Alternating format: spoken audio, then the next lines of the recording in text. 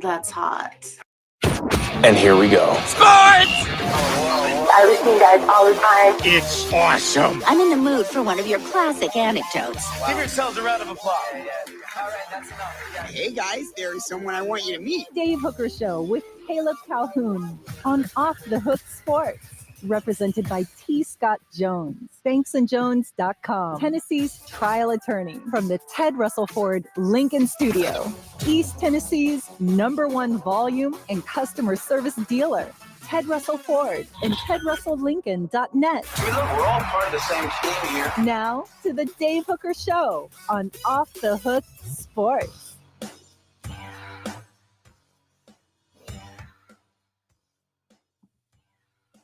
Dave, you're muted. You're muted, Dave. Tennessee fans, do you feel better, maybe a little bit better after you've had a day to think about the loss to Houston in the Elite Eight? Now, let's say this for just a quick second if we can. That was a heck of a run, a heck of a team. And Caleb, I know that you think this is one of Tennessee's best, or Rick Barnes' best coaching seasons ever. And we'll get into that a little bit later, but you make a very, very strong argument. Give me a couple of ear notes as to why. Yeah, so look, I thought that we got to remember this. Last year, Rick Barnes had a generational player to get to the Elite Eight, and we didn't think Rick Barnes was the coach that could reload because he really never has. So losing Dalton Connect, just the concept of losing Dalton Connect alone would lead you to believe that he's not going to match his production the next year. Then on top of that, two players that were integral to his rotation this year, he lost. Cameron Carr to transfer out of the blue and JP Estrella to a season-ending injury, plus a third person that he went that was part of his roster building, Darlington Dubar, for personal reasons, was just never able to reach what Barnes thought he would be able to reach. And he still matched his production from last year. That wasn't, there's no way to, and actually surpassed the win total from last year. There's no way to overstate how impressive that is, what he just did. All right, a couple of things we want to dive into. Deion Sanders gets a raise. Is he worth more than Josh Heupel? That'll be today's tough question. Well, he's making over $10 million a year, almost 11. Deion Sanders. Wow. You can look back. What was his first salary? I'm just curious. Was it in the 2 or 3 range? Because let's face it. I mean, a lot of people thought that was just taking a shot, throwing a dart at the dartboard and hoping for the best. Well, he ended up getting trip 20s. All right, so 2022, an anomaly for the Vols in terms of explosive plays. And we're going to take a look at this because I did the research of how many 20-yard-plus plays that the Vols had in each of those seasons. Then we're going to take a look at the 30-yard plays, the 40-yard plays, and the super explosive 50-yard plays. This day in Tennessee sports history. Can Rick Barnes just reload in the transfer portal? That'll speak to Caleb's point, how he just had, I believe, his best coaching season ever. Caleb and I are locked, stock, and barrel in that one. Should Nico Iamaleava have more design runs called for him? Is that J.D. Pickle who's throwing stuff out, who seems to get people talking? Good for him. That's his job. But no, the answer's no. Stat of the day will come up. Also, Kim Caldwell received a raise and extension through the 2030 season. Should she be a top 10 paid coach already? Should she already make more than Holly Warlick or Kelly Harper did? We'll get into all of that. It is a day of raises. Everybody's getting paid. Caleb, did you get paid? I don't know, Dave. Did I get a raise? Are you announcing that today? I may announce that today. So Deion Sanders gets a raise. Kim Caldwell gets a raise. Everybody gets a raise. So Jimmy Himes joins us now. Jimmy, what would you think about a potential raise from Off the Hook Sports? Caleb's already claimed his, so I guess everybody thinks I'm just made of money and throwing it around. I'm all for it. Hey, I thought he would be. Don't put any tariffs out there, though. That could cut into our profits. Well, with you two, I'm going to call it a talent fee, which will have a lot of older Tennessee fans upset. They're like, dude, I need a talent fee. He does a great job by himself. All right, so if anybody deserves a talent fee, it's Jimmy Himes. Right. And by the way, We're going to get into this. What Pickle said about Nico should run more. I understand it's Pick-Kel or however you pronounce his name, but until he says something that I think is kind of bright, I'm going to go with Pickle. Do you think, before we get moving on to the biggest today's tough question ever, do you think that Nico should run the ball more? I want to get your take on that super quick. I think he should run the ball more against the better teams that they play. I think what he did against Ohio State, he played a heck of a game against Ohio State. That wasn't his fault. He did a nice job. He competed, he battled, he fought, he ran the ball. When you're playing teams like ETSU where you don't need to run it, then you save him. But if you're playing the better teams on your schedule, he needs to be a running threat. Now, does that mean 5 carries, 7 carries? I don't know an exact amount, but I compared to what Hendon Hooker did. Hendon Hooker ran it enough to keep defenses honest. He was efficient. If it was 3rd and 4, he got you 5 or 6 yards. That's what Nico needs to do. He doesn't need to get carried away and have 15 carries in a game. But I do think against the better opponents, he needs to be a running threat to help optimize his offense. Agree with that. All right, let's go ahead and dive into it. And we've got a lot of stats we're going to throw at you, but this one's pretty easy. It's just numbers. It's just dollars. Everybody can appreciate that. Today's tough question is brought to you by Banks & Jones, Tennessee's trial attorney, banksandjones.com. Just initially, what do you make of Deion Sanders making over $10 million a year, Jimmy? I think he's overpaid. Now let's. I would dissect this from 2 different angles. Number one, what has he accomplished at Colorado compared to Josh Heupel or other coaches? He's done okay. He took over a bad program that was 1-11, and he made them, at least brought attention in the first year. They weren't a very good team. The second year, they won 9 games, got blown out in a bowl game.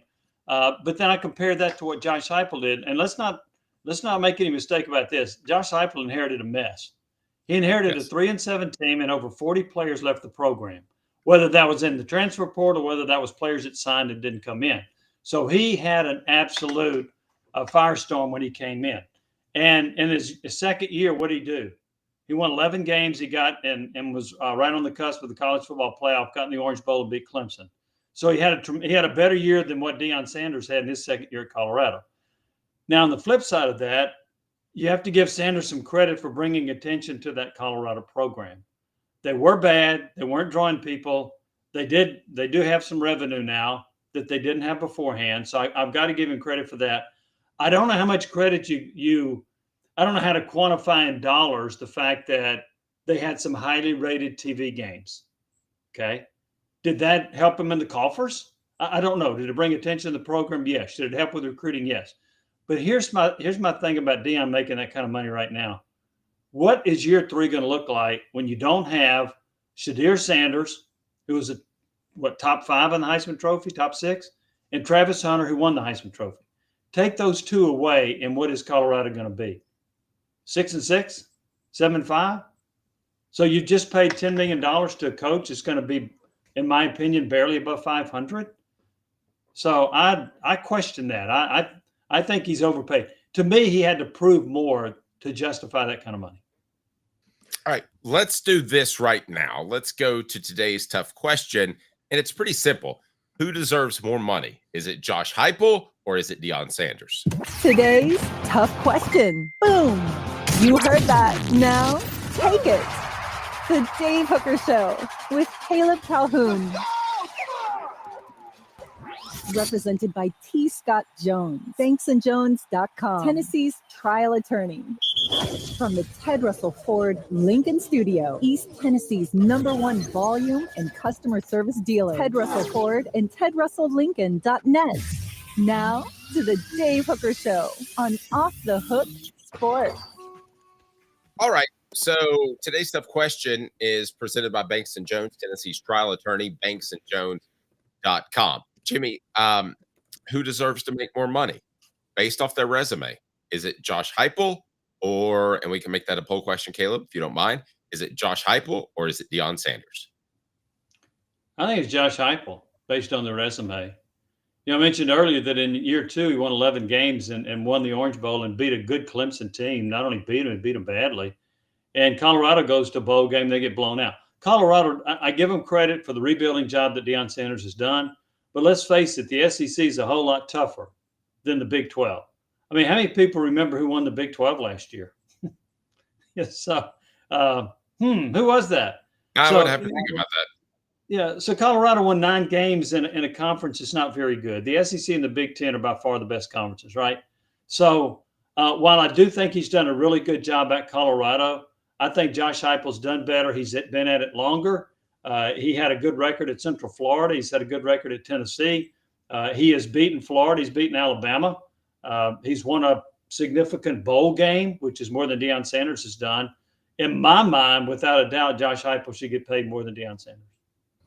I'm with you. I can't argue that. And Caleb, I want you to weigh in there. It is the body of work that I look at, and he's coached almost double the amount of games. Let's not forget that if you want to look at some of his win totals, that those happened at Jackson State. And no offense against Jackson State, but I like my chances when I have a Travis Hunter and a Shedeur Sanders against most of the teams in Jackson State. Caleb, would you disagree with that?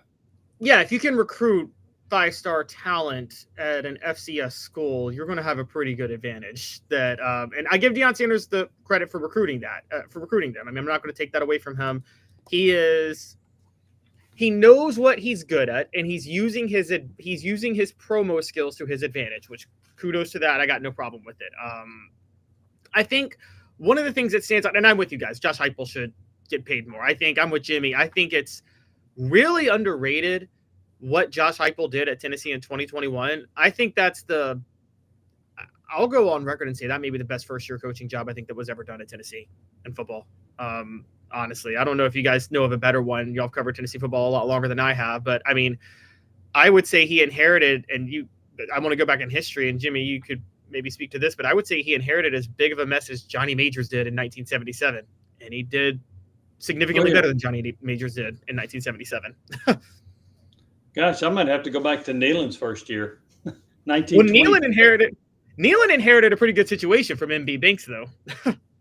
I don't remember that. I have to look it up. I know that his first year is pretty darn good. I know his first few years he had a remarkable record, but yeah, I'd have to say it was better than Fulmer's first year. Or you've already mentioned Majors. You got Doug Dickey. Bowden Wyatt didn't have a great first year. So you get up to Fulmer's first full year was 93. They were pretty darn good in 93, but he also inherited a great roster. I mean, yet he's Schuler and a ton of, you had an outstanding running back core, right? With little man Stewart and Aaron Hayden, and I guess Charlie Garner came the next year. But yeah, he had great talent that he inherited. So I think going 7-6 with the roster that was inherited by a quarterback that, I mean, Hooker was really a Virginia Tech reject, right? They didn't want him. So I think he did a masterful job in year one with the new system and with the limited amount of, in my opinion, talent. And what talent he had, he maximized it because Hooker became a great quarterback. And Jalen Hyatt wasn't that good the first year. He dropped so many passes, he got benched. But I thought he did a really nice job with the limited talent that he had. Also, you bring up the point that Deion resurrected Colorado from 6 feet under. Well, I mean, Tennessee with the NCAA issues, they were 12 feet under. I mean, it was just not really a comparison. I understand building a program out of nothing. That's very, very difficult, and you don't see it a lot. But you do see it from time to time when you build a program out of nothing at, say, TCU, and I know they have history, but basically they're on the trash pile. You build up a program at other places. I'm thinking of what would it be? What was the school who made the college football playoff? They got blown out. Your number one smaller school out of Ohio. Sorry, Cincinnati. Well, Boise State's another good example. You could Boise State or Cincinnati. That is done. What is not easily done most of the time is when you're building a program back that has NCAA issues, which no team may have NCAA issues ever again because we don't know what that governing body is going to be. But I look at the way he built back Tennessee. Southern California had to go through Lane Kiffin to build that back. We all know about the death penalty at SMU. That's an extreme. But when you have those sorts of NCAA penalties levied on you, that's a lot worse than just assembling talent. Well, it is. And to your point as well, think about how hard it is to recruit when there's the element of the unknown that's going on. You know that other schools are recruiting against you. Hey, they're going to get hammered. They're not going to go to bowl games. There's no telling what's going to happen. Look at all the scholarship reductions. So that makes it even harder to recruit. So what you had to do was try to maximize the players that you inherited. And the first year was not this transfer portal and you're immediately eligible deal. That wasn't really going on at that time. So grad transfers could transfer in and be immediately eligible, but the portal had not really hit its peak at the time that Heupel took over. So yeah, I think he did a marvelous job. And heck, there were some really good players who went elsewhere that did all right, like Eric Gray and Wanye Morris. And I mean, there were some really good players that left the program that had nice careers elsewhere. Go ahead, Caleb. Sorry, I also wanted to hop in on this because, funny enough, we're talking about Deion. The last time we talked contracts and a coach making more than Josh Heupel, Jimmy, was you were on. It was when when Bill Belichick's contract with UNC was confirmed and he was making more than Josh Heupel now at UNC. How personal do you think Josh Heupel has taken this, that these two less proven coaches have now surpassed him in pay? And is that going to come up when he wants to negotiate next year? Yes. It might. It would also behoove him to have a good season before he negotiates. And I'm not sure he's headed for a really good year, by the way. I'm in the minority of people that have picked Tennessee to go over on the 9.5 projection out of Vegas. I don't see that. But this is actually the first year I'm leaning towards under as well. Yeah, I'm definitely leaning under. I don't see it. Not with this roster. Now, give me a few weeks and let's see if they bring in some impactful portal players, then I might change my mind. But right now, I would. It's an easy bet for me to go under 9.5. Easy. Speaking of numbers, how about this one? I'm going to throw a couple at you. We know that Deion's making about $10 million a year. Heupel making about $9 million a year. Again, these guys are financially secure. I mean, everything's fine. They're not hurting for money, but still, there's some ego in this that you want to be one of the highest paid coaches. And there's Jimmy Sexton. I'm not sure if he's Josh Heupel's agent or not, but there are agents out there that want a little bit more. Christmas is a little bit nicer when they get their 5% of an extra million. So Heupel has gone 65-23 at Tennessee and Central Florida. Sanders has gone 40-18, but my goodness, I have to mention Jackson State again. So the records are nowhere close, especially being in the SEC. Now, let's take it a step further.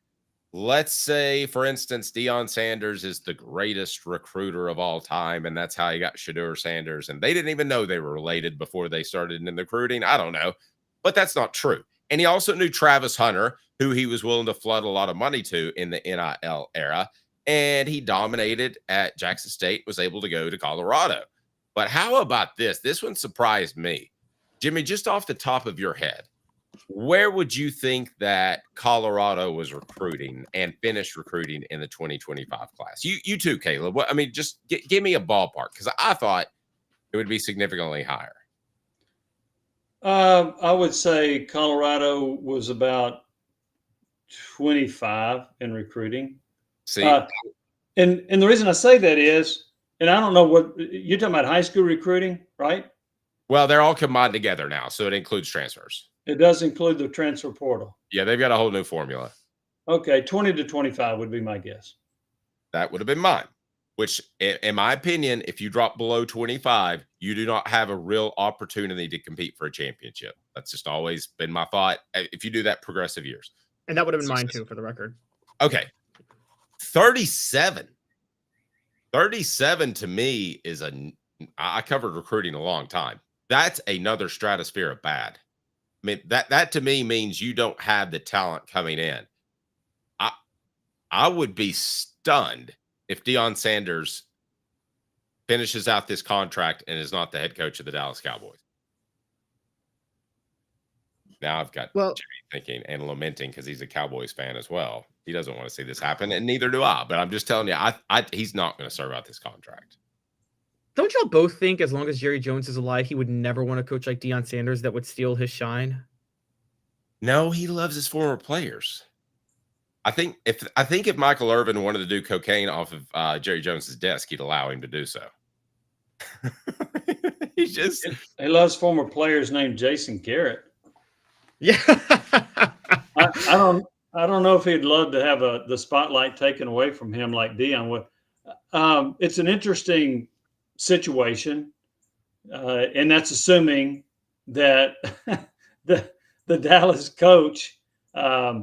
Let's see what I'm trying to remember. What Jones said about Schottenheimer about. I took a risk. Look at the risk I took. Don't tell me I'm not a risk taker. How do you feel like if you're the guy that just got hired as the coach? Thank you for that. I don't feel good about it. Yeah, I don't feel good about it. And I say take a risk and get some free agents. So today's tough question I ask you both, brought to you by Banks & Jones, Tennessee's trial attorney, banksandjones.com. Who deserves to be paid more, Josh Heupel or Deion Sanders? Why Banks & Jones? Well, it's because they're Tennessee's trial attorney. You can play to win with Banks & Jones because they'll go to trial. You've heard of other lawyers. They say they'll go to trial and fight for you. They won't. They just want to settle. That's the easiest way out. Well, that's not Banks & Jones, led by T. Scott Jones. They won't settle. They'll go to trial for you. Tennessee's trial attorney. They play to win. Truly, Tennessee's trial attorney when it comes to criminal defense or personal injury. Why settle? It's Banks & Jones. T. Scott Jones. Banks & Jones. All right, Jimmy, we're going to move forward here. We first one quick thing for those who say Jimmy is just some negative Nancy because he says Tennessee won't be as good this year.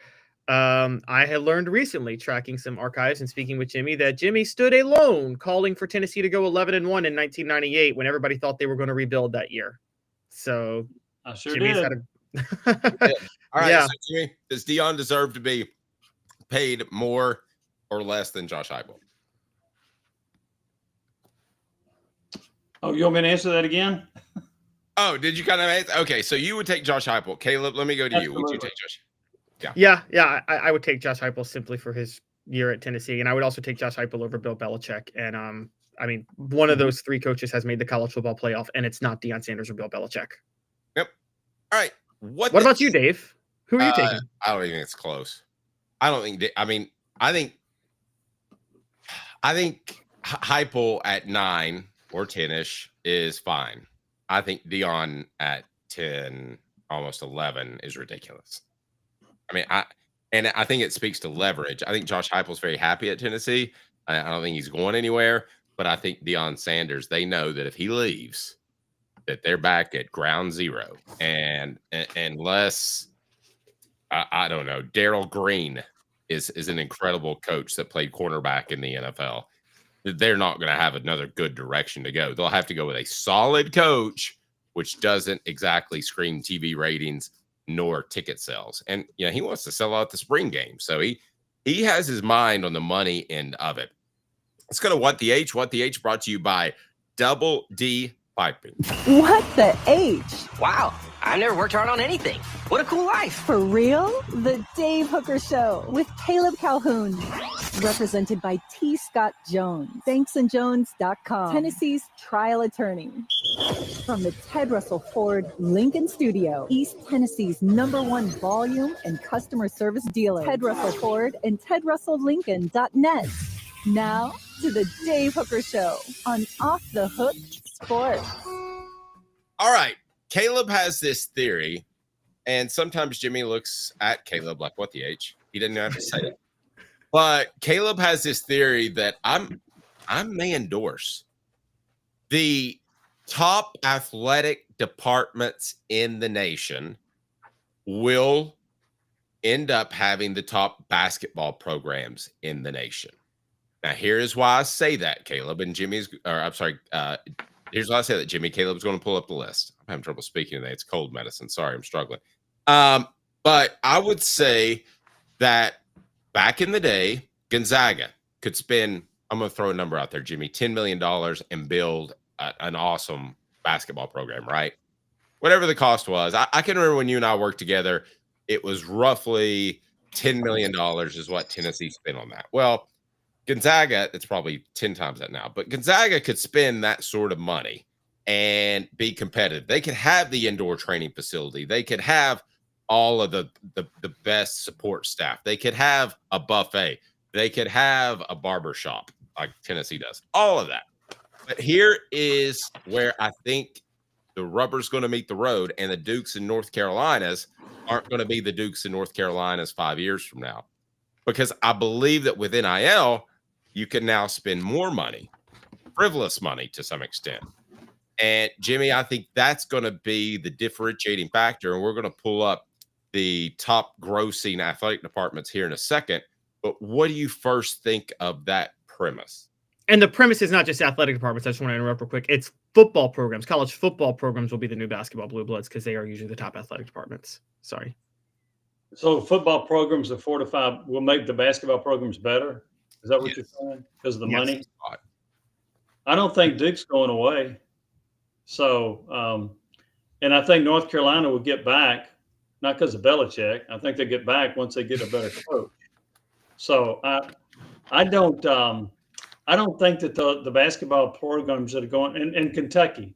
So that would imply that Kentucky is going to take a dip, right? In basketball. All the above. Yeah, I don't think so. I think those programs will still be really good. And Kentucky's going to put more money into percentage-wise into basketball than they do football. Duke will do the same thing. I don't know about North Carolina yet. So I don't necessarily see that. I think I do think the programs that are really good in football, like Tennessee and Alabama, they're going to continue to do well in men's basketball as long as they get the right coach. But I don't think that because I don't think the money is going to lead to some of the blue bloods in basketball that are not great football programs. I don't think that they will go away. I think they will still be very impactful and will be Elite Eight or Final Four type teams. Okay. Caleb, this was your assertion. So Jimmy just gave you a very nice, what the H? Yeah, Jimmy just basically shot down my argument. No, okay, so Jimmy, let me throw this out there. And here's my take on this. Because people are asking why the SEC was so dominant in basketball this year. And my argument was, I think because of the success of the revenue generated by SEC football, they're able to now pour a lot more money into the basketball programs that they weren't able to do before. The biggest example I bring up is, let's just go back 10 years. I mean, the SEC 10 years ago was a joke in basketball. What happened 10 years ago? The SEC network started. Got in. I'm sorry? 3 teams got in the NCAA tournament 10 years ago. Exactly. Three teams. And there's 2 in the Final Four just this year. There were 4 in the Elite Eight and 3 in the tournament 10 years ago. The SEC network started. That was a big revenue driver, particularly on the football end. And I think that allowed them to spend a lot of money elsewhere. Now, the reason I do think Duke might be going away in the near future, because I think, look what just happened to Kansas. They're in the Big 12. They haven't won a championship since the first year. They haven't even gotten past the first weekend since the first year of NIL. And they're blue blood. Duke, they did make the Final Four this year. They got a rare talent in Cooper Flagg. But North Carolina's fallen off. I guess the point I'm getting at is I think the SEC success this year is totally based on how good of football programs they are traditionally, that has been able to generate a lot of revenue for them to be successful in basketball, in which they wouldn't be able to do 10 years ago. Okay, here, as I'm debating this on the fly, here's why I think the SEC got better in basketball. And I remember this because I was covering all these SEC spring meetings where they were complaining and whining about how bad men's basketball was. So they hired a couple of guys that were basketball experts to help them along the way. One of the things they told them was, you need to schedule harder. You can't go out and play a bunch of cupcakes. You need to upgrade your schedule to help you with your RPI at that time, now the net. And I remember talking to Kevin Stallings at Vanderbilt. He said, that's all good and to go out and schedule harder, but if you don't win any of those games, it doesn't do you any good. You got to win some of those games. Here's why I think the SEC got so much better men's basketball. They hired outstanding coaches. And You say, well, what about the players? Those coaches got the players. So I think it's because they did a better job of hiring coaches. Look how many outstanding coaches there are in the SEC. I mean, look at Ole Miss with Chris Beard. Yeah, I think Gates in Missouri is a really good coach. There's some very good coaches in this league. And I think that's that is the main reason. Now, did they get good coaches because they paid them more money? Maybe. Did they get good players recently because of NIL? Yes. I mean, Arkansas and Kentucky remade their entire rosters, right? And they had to do it through the portal, and they had to use NIL money to do that. So I think the main thing is they got great coaches. And now, if you're dumb enough to go out and hire Donnie Tyndall, you're not going anywhere, okay? So you got to be able to identify and make sure you hire good coaches, and that's what they've done. I mean, even Mike White leaves Florida to go to Georgia, where he's done a pretty decent job. He got engulfed at Florida. And then Florida brings in Todd Golden, and here they are in the Final Four. So I think the key was going out and hiring outstanding coaches. And as long as they do that, I think the league is going to be the best in the country. Caleb, if we can't pull up that list, Jimmy, we're keeping you a little late. I apologize. I'm doped up on drug medicine. Well, I joined you late. What's that? I joined you late. That was my fault because I didn't get the link to you. All right. So if you can, Caleb, pull up that list that has is it the top football? These are the top athletic budgets, top 10 athletic budgets in the nation. But we can say up front that football is the driver. Yeah. Is the driver. I don't think there's any school that's going to be on this list that's going to say, boy, that swimming and diving program, really, that's the motor behind our athletic department. All right, so pull up that list, and I'm going to take a look at them. All right, so number 1 is Ohio State. Are you going to share the screen? Oh, I apologize. Sorry. And this is at the end of 2024. So because they don't have the data for this year. So through 2024, this is what we're looking at right here, guys. I wish I could zoom in a little more. I'm having trouble. I apologize. But I don't know that I can read that. Well, maybe we should go back to you just reading it off. Here we go. Here we go. Is that better? Yes. Okay. Yes. So you've got Ohio State, Texas, Alabama, Michigan, Georgia, LSU, Texas A&M, Florida, Penn State, Oklahoma. Those are your top 10. Roughly by my count, 8 of those made the NCAA tournament. 1, Florida. I know they struggled the other night, but I've got them winning it all. Texas makes it. Arguably, they shouldn't have. Alabama is one of the better teams in the nation. I got to be honest with you. I think Caleb's onto something. Just scroll down real quickly. I'm not going to read them all, but Caleb, scroll down and find the first basketball school. And even Michigan State's not a I guess Indiana, who just, by the way, had a pretty good run. Missed the NCAA tournament. Yes, missed the NCAA tournament, but you consider a basketball school, and just just had a pretty good football season as well. Same with Virginia. Basketball school has a losing record. Yeah. I think some of this rings true to me, Jimmy, in that, and you can drop that down. I think you're going to see more and more of those football powers be up at the top. And my issue, not necessarily with Duke or North Carolina, but let's take because they're going to find money that's there if they need more in NIL. But when you go from spending X amount to X times 3 because of NIL, can Gonzaga hang? Can McNeese State hang? I mean, those are McNeese State, no. right. Okay, I mean, but those are programs that with a good coach and a sudden influx of talent, as Will Wade did, they could compete for a Final Four. I just don't know that those programs are going to be there anymore. Well, and I'm going to scratch McNeese State as competing for Final Four. No. Okay. Sweet 16. Gonzaga, yes. Okay. I'll give you Gonzaga because they've More been like in Memphis too. Yeah, Memphis as well with Penny Hardaway. I do think that you're talking about programs that will invest.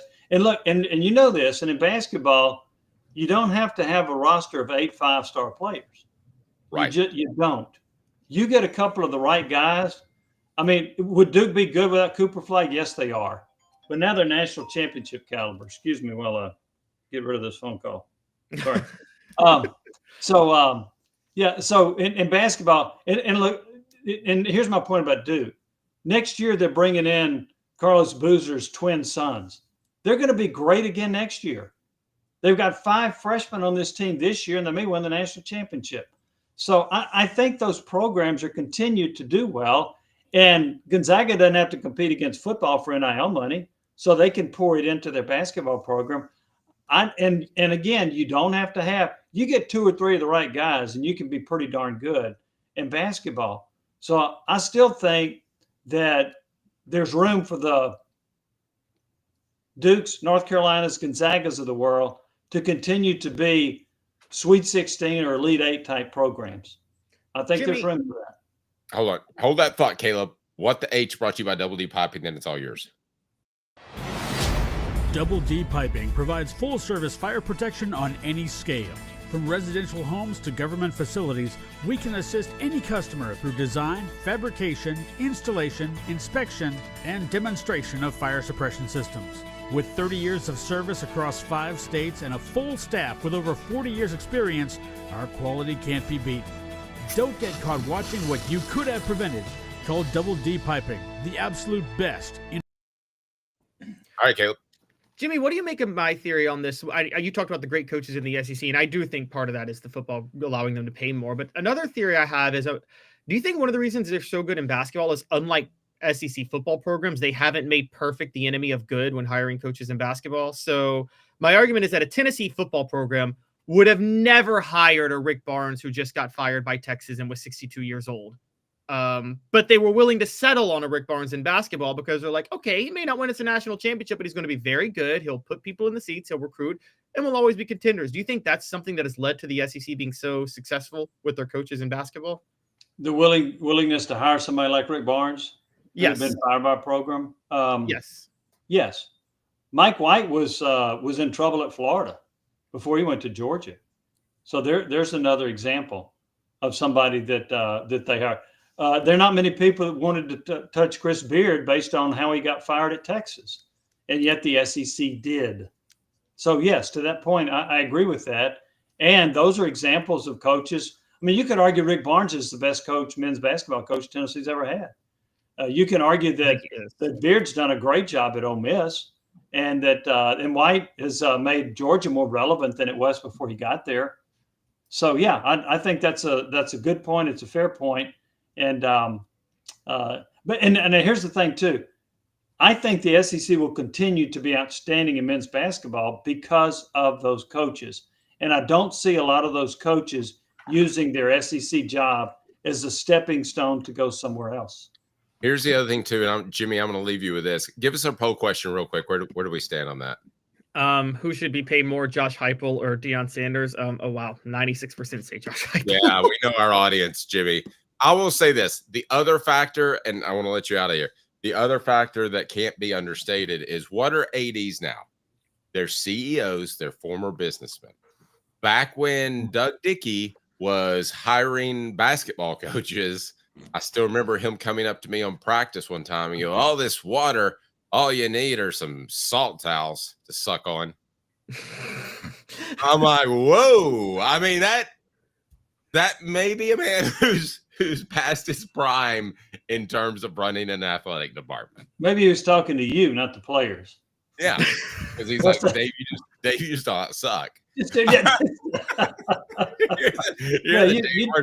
the wrong message there. I hope you get dehydrated, have a heart attack, and die.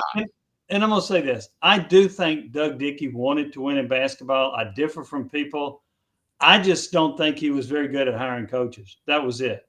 And he hired a guy named Pat Kennedy, and Kennedy backed out. Then he ended up with Houston. He hired Kevin O'Neill. That ended up being a disaster. But I don't think he had this, well, we got to keep men's basketball down at this level. We don't want to win. No, I don't believe that. I know it appeared that way because he couldn't hire a good basketball coach. But I do know there were some really good basketball coaches, Kevin Stallings included, that did not want to work for a football AD. You also heard Rick Barnes make the comment that he didn't think Tennessee took basketball seriously when Dickey was there. They went after Roy Williams at Kansas. They interviewed him for the job one time. I think he tried. I just don't think he was successful at hiring good basketball coaches. They were in good shape with Kevin Stallings until they took a phone call from Jerry Green in Kevin Stallings' house, and then they were asked to leave. Well, and I asked Stallings directly about that. He said I didn't want to work for Doug Dickey. He said that phone call is not the reason. I didn't want to work for a football AD. Stallings told me that himself. So that was a not so proud moment for the News Sentinel, and I've been a part of those because if you remember, we were in Kevin Stallings' picture up that he was the next coach. Do you remember that? Yeah, and I would have advised differently on that one. You're also talking to the person who wrote, there is no way that Lane Kiffin would leave for Southern Cal because they have so many other options. And it was such a weak story. They ran it on the inside, thank God, because I didn't want it out front saying that there's no way he'll leave for Southern Cal. That was the day he left. Well, and I got a tip on that on a Friday because about 5 people had turned it down. Right. My tip was it scrolling across the screen right as I opened my Friday afternoon beer. And I was like, okay, we'll put that back up.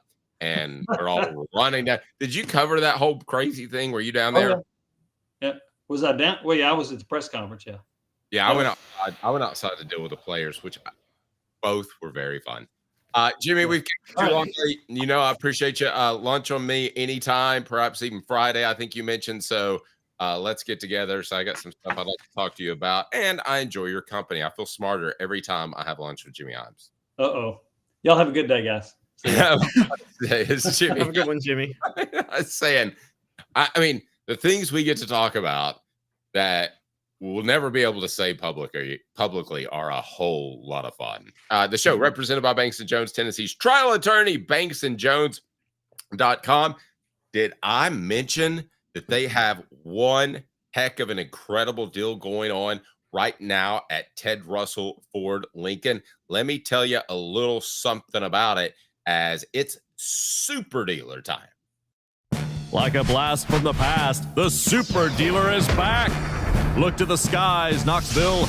The super dealer is fighting for price, service, and the American made. Ted Russell Ford is East Tennessee's #1 volume Ford dealer. Save up to $4,350 on a new Ford F-150 XLT, or get into a new Ford Ranger XLT with no payments for 90 days. Come see the super dealer today at either Ted Russell Ford location, Parkside Drive, or All right, let me tell you a little something about Ted Russell Ford Lincoln. And I'll tell you what, when I drove out of there, I should say, I couldn't have been happier. I got taken care of. The buying process took less than 2 hours.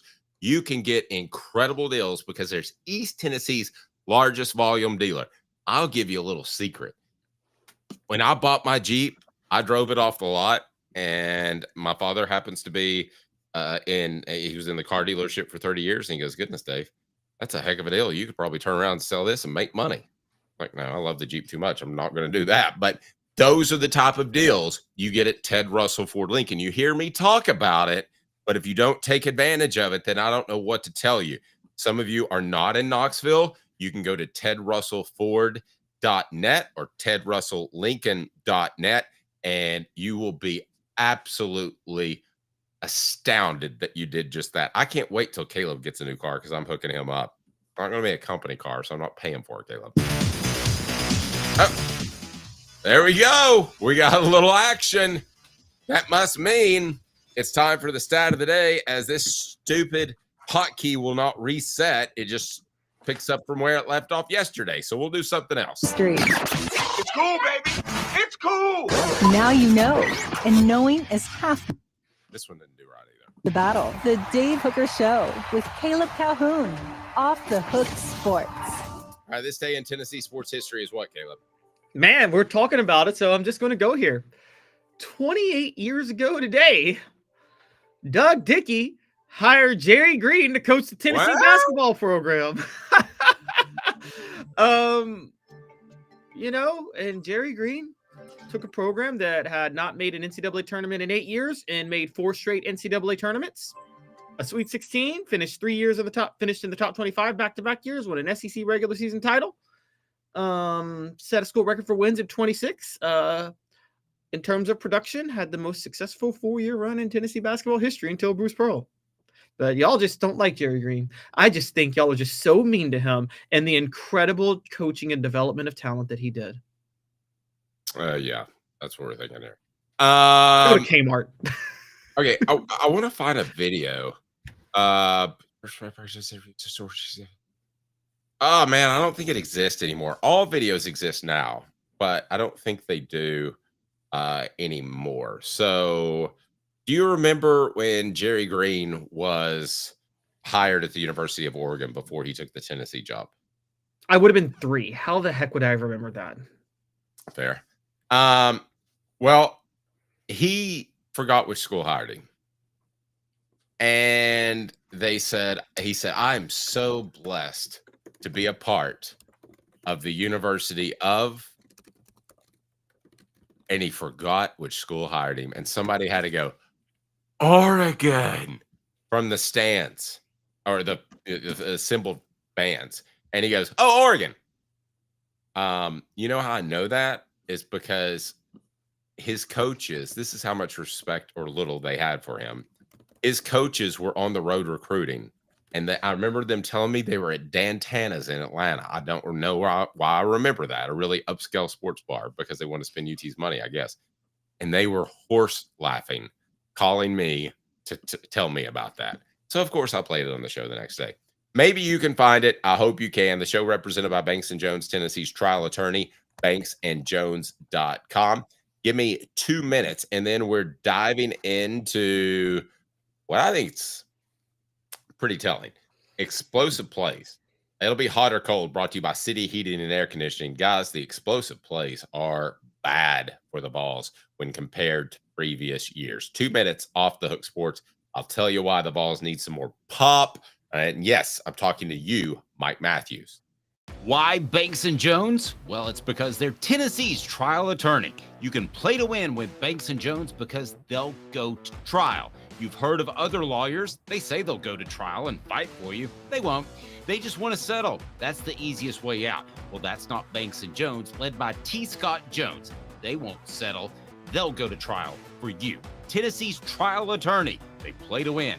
Truly, Tennessee's trial attorney when it comes to criminal defense or personal injury. Why settle?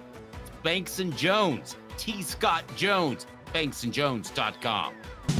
Now in its 45th year, the second and third generations continue Joe Newbert's commitment.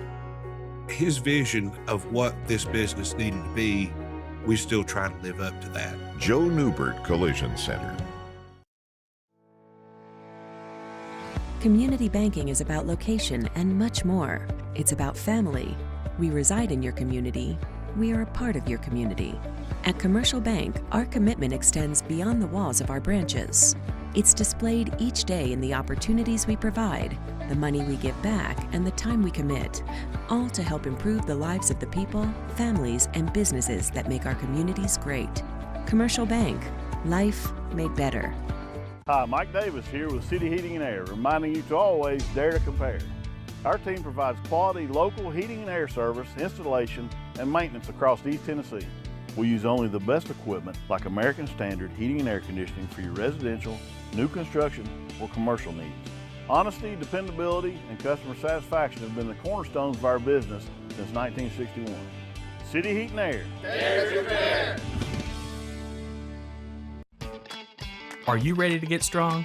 At NFC, we offer top-notch weight training and functional fitness, so you can build strength and improve your performance. Join today at NFC1.com or stop by any one of our 7 East Tennessee locations. Ginger Power, the Dave Hooker Show with Caleb Calhoun. Represented by T. Scott Jones. BanksandJones.com. Tennessee's trial attorney. From the Ted Russell Ford Lincoln Studio, East Tennessee's #1 volume and customer service dealer. Ted Russell Ford and TedRussellLincoln.net. Now to the Dave Hooker Show on Off the Hook Sports.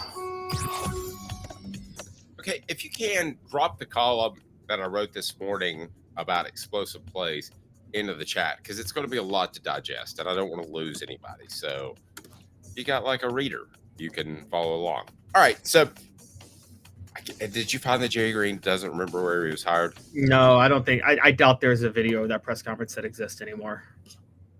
I mean, if you ran Oregon, wouldn't you get rid of that to like make sure that that embarrassing moment never existed again? But it made the George Michael sports machine. I know that. Who remembers the George Michael sports machine?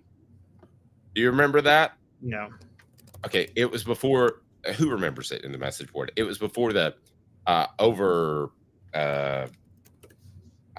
delivery of sports stuff. So you had to stay, stay up Sunday night and watch that, and you got like a wrap up. It was Sports Center before Sports Center. Does that make sense? Yeah, I know what you're talking about, but I don't know what you're talking about. I know you weren't even born at the time. All right, so bear with us. There's the story, and I want to tell you why Tennessee has a explosive play problem. And I know it's been obvious, but when you put it into numbers, it's, I think, even more impactful. And Caleb, I'm not sure. I want to discuss possible reasons why that's the case. Maybe it's just Hendon Hooker.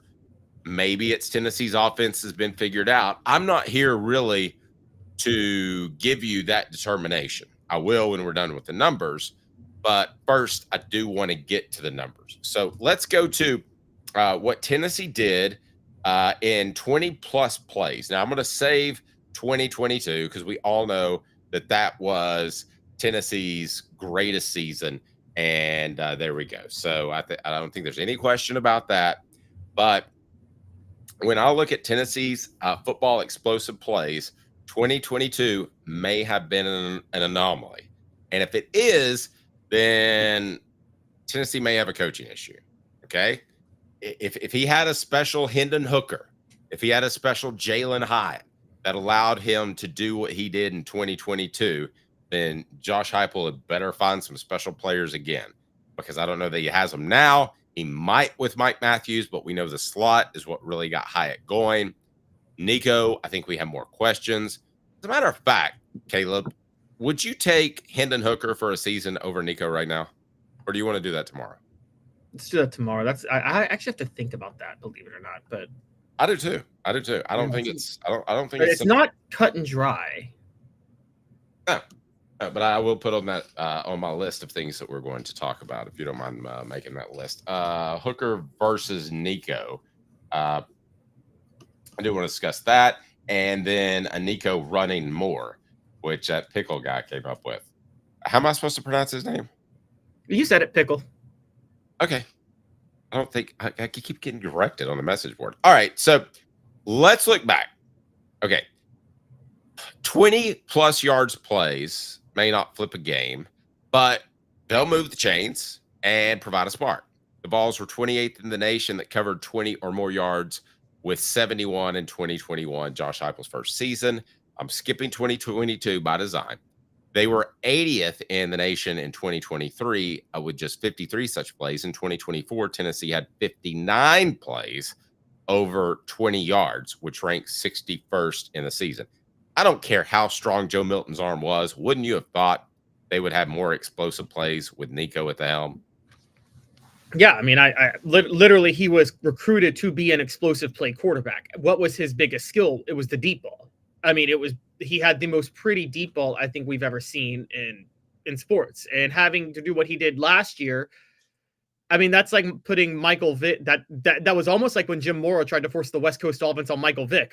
Remember that, Dave, and how that was a disaster? Yeah. Tennessee 12th in the nation with 38 plays that covered 30 or more yards in 2021. The Vols tumbled to 52nd in the nation in 2023 with just 29 plays that covered 30 or more yards. Tennessee was even worse in 2024 when it managed just 24 plays of 30 or more yards. That's bad. 78th in the nation. There are only 114 teams in the nation. That's not good. Josh Heupel racked up 23 plays of 40 or more yards in 2021, 7th best in the nation. Pretty good right out of the chute. But did he take some people by surprise with his offense? I think you could make that argument. 2023, the Vols racked up 21 plays of 40 or more yards, which ranks 10th best in the nation. In 2024, Tennessee racked up 14 plays of 40 or more yards, which ranked 44th in the nation. 50 or more yards, and then we'll get to the 2022 season. Tennessee managed that feat just 12 times in 2021. Understandable. He didn't have a lot of talent. I get that. I think he did one of his better coaching jobs, probably second best coaching job in 2021 when he was trying to pull Tennessee out of the drinks. All right. That was 13th best in the nation. He did it 9 times in 2023, which is 29th best in the nation, and just 10 times last season, which ranked 17th in the nation. Now, here's my problem. And I want to remind you before I get to these numbers of 2022, because I'm afraid they're going to blow you away. Portions of the program are brought to you by Hound Dogs of Knoxville. Champions look good in orange. They've recently moved some things around in the store. It's easier to get through to find all the top awesome Tennessee memorabilia you would like. Okay, so here's my concern. And you want to do this hot or cold, right, Caleb? Is that what we're doing? Yeah, and I'm going to go 20, 30, 40, 50. Just look at the 2022 stats and see if Tennessee could ever match the stats for any of those in the future. Okay, I like what you're thinking. Hot or cold, brought to you by City Heating and Air Conditioning, cityheatandair.com. Where do you stand? Hot or cold? Brought to you by City Heating and Air Conditioning. Integrity matters. 50 years in East Tennessee. cityheatandair.com. On Off the Hook Sports. All right, hot or cold, 20-yard plays. Tennessee got 14 in 2022. They were 14th in 2022 with 80 20 or more yard plays. Hot or cold, do you think Tennessee can do that this season? Yes, I don't think it's hard, believe it or not, to get 14 20-yard plays in 2025. I think that there will be I was actually shocked that it was that low, that they hadn't matched that in the past. I thought Deion Sanders alone could have gotten like 7 20-yard runs last year. So I think they'll be able to do it this year. Yep. That's hot. I would agree. If they're not, Tennessee's a 7-5 football team. 30-yard plays, which was first in 2022. They had 53. Can they get to 53 30-yard plays? In 2022, can they get to 53 30-yard plays? I'm going to say no. And I think the reason I'm going to say no, and we'll get to the 40 and 50-yard plays because it could be different for each one, but I don't think this year they'll be working the middle of the field a lot, and that's where you would get your 30-yard plays more traditionally. I'm going to say cold. No, I'm cold on this one as well. And it's not that I'm cold on the rest of them because we'll get to the 40 and 50-yard plays. Hot or cold, brought to you by City Heating and Air Conditioning, cityheatandair.com. But these next numbers, I think, are actually pretty doable, brought to you by City Heat and Air Conditioning. Hi, Mike Davis here with City Heating and Air, reminding you to always dare to compare. Our team provides quality local heating and air service, installation, and maintenance across East Tennessee. We use only the best equipment like American Standard heating and air conditioning for your residential, new construction, or commercial needs. Honesty, dependability, and customer satisfaction have been the cornerstones of our business since 1961. City Heat and Air. Dare to compare. All right, Caleb. So here is the next stat that I'm going to throw at you. 40-yard plays or more. Tennessee was first in 2022 with 36. Call me crazy. I think they can do that. I'm actually, this is where I break with you. I'm cold on that. And it's large, and I'll tell you why I'm cold on that when we get to the next one. But it's largely because, again, still working the middle of the field. I think that's still 40-yard plays or more. And I'm cold on them matching the 2022 production. I think, remember, 2022, they worked the slot a lot because Cedric Tillman got hurt and Brew McCoy was a dictate coverage receiver. And that's where they got Jalen Hyatt. So while you saw the touchdowns with Jalen Hyatt, there were a lot of 30 to 40-yard plays he got too for Tennessee. And I think that's what I don't think they're going to do that as much this year. Okay. I think they can match that. That's hot. All right. And the reason I'm basing this off of is I think Braylon Staley has quicks and overall top speed. I think that Mike Matthews has speed, and Chris Brazzell, I believe, can win jump balls. But that's where I am on that. So while the 30-yard plays is the one I went cold on, I would go with the 50-yard plays. They were second in the nation in 2022, 19 plays of 50 or more yards. That's hot. I think they can do that. I think they can surpass that. And see, this is where I know people are wondering how am I saying they won't get to the 36 40-yard plays, but they'll surpass the 19 50-yard plays. I think a lot of the plays that we would talk about as 40-yard plays would be 50-yard plays and more, because I think what they're going to do a lot this year is work the sideline. I think Mike Matthews is a vertical deep threat straight line receiver, Dave, who also dictates coverage, but people don't know he dictates coverage yet. So you're just going to see a lot of deep shots down the sideline that he's going to torch defensive backs on. Yeah, next and you year. think the natural evolution is they're going to try to shift their coverage somewhere else. Maybe that opens things up for Braylon Staley in the slot, or Chris Brazel, who I think he's going to be a jump ball specialist. I don't think we saw enough of that last year, and I think Nico is going to be willing to hang it up too. And Quality Tire Pros, serving Chattanooga's community since 1957.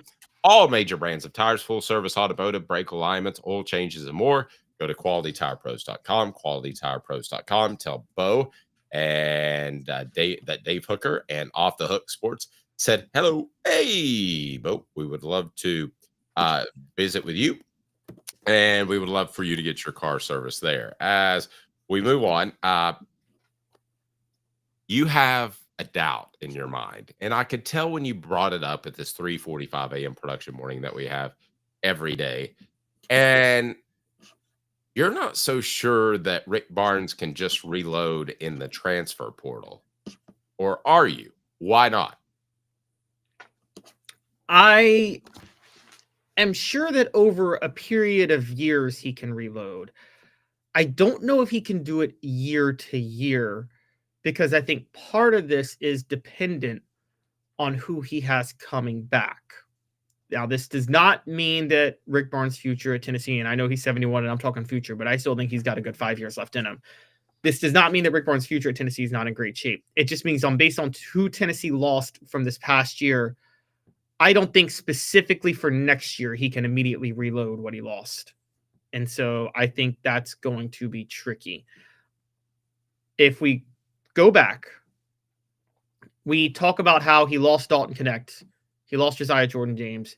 He lost Santiago Vescovi.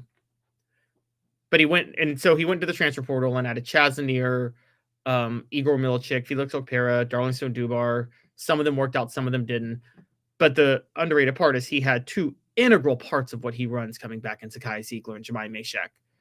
And you don't just replace a core guy like Sakai Ziegler overnight. That's just somebody you just can't replace. And so no matter what he does in the transfer portal this year, while I don't oppose his philosophy and I do believe in it long term, I don't see how there's not a drop off for next year, because he doesn't have that one core guy to run the show that is a veteran in his system that is literally just made in his image, basically.